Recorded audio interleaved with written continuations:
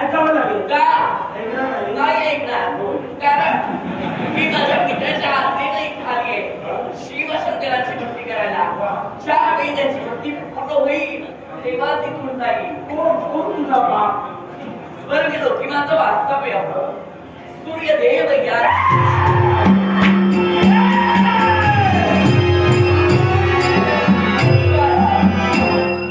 माझ्या पित्याचं नाव ऐकता आपण भयगंभीर बनला की काय? खरा सत्यानं तुझ्या बापानं केला.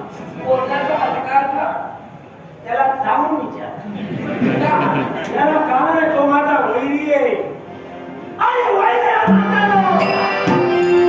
त्याचे जेवढे नातेवाईक मला मिळतील ना त्या प्रत्येक नातेवाईकाला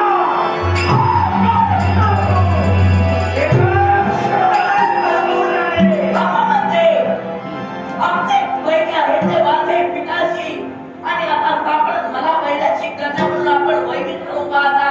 पण एक लक्षात ठेवा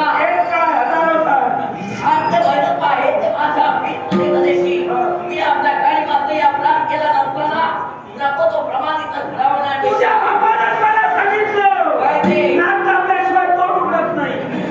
तेव्हा आता तुला मी घेऊन गेल्याशिवाय पण नाक काढल्यानंतर तुम्हाला मराल याचा विचार करा. तुझं नाव झालंय. मुळीच नाही. माझं नाव काय आहे? माझ्या बापाने तुमचं नाक दाबलं. कुणी? माझ्या काय हिंमत त्याची? अगं काय हिंमत त्याची? म्हणूनच त्या ठिकाणी गेलं निश्चय झाला. मला पाहू फक्त एक संधी देऊन आलो. संधी. आता मी तुम्हाला संधी देते. माझ्या पित्याला आपण संधी दिला पण मी तुम्हाला संधी देते. नको तो प्रमाणित घडण्यापेक्षा त्या मार्गाला जवळ चालले जा.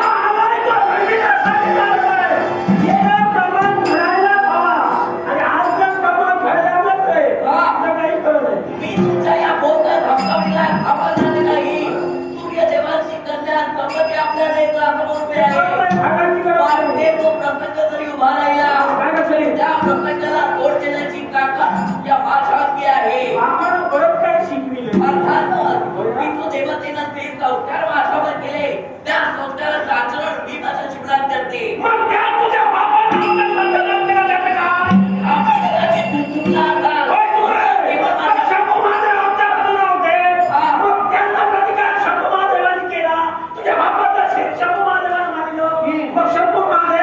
चुकीच्या बाजूला राहिले असते का?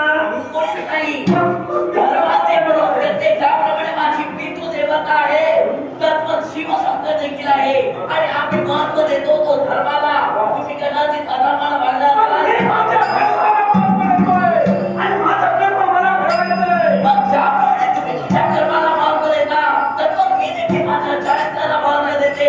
माझ्या चारित्र्यावर शितोड होण्याचा प्रयत्न करा.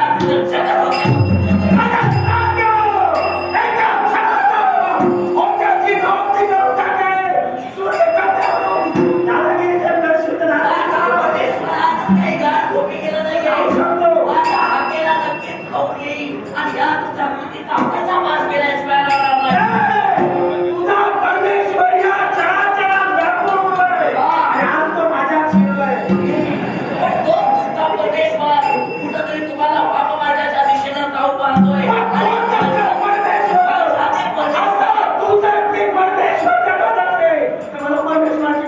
मग जाण्यामध्ये तो तुमच्या घरच्या रिचणाला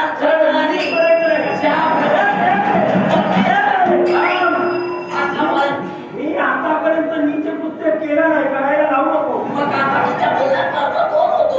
नीच कृत्य करण्याचा. म्हणजे काय? काय केलं? नको तो प्रभाती सुधारणेनं पेटून उठलोय. अजून नीच कृत्य केलेलं नाही आणि करायची वेळ आली तर माझ्याकडे पाहणार नाही. पण त्या नादी लागू नको. त्या सुधारणीत आपण सोडून खात व्हाल याचा विचार करा. नको तो सुधारणी मनात ठेवून वाहून गेले. हत्ती वाहून गेले. गाढवा विचारताय पाणी किती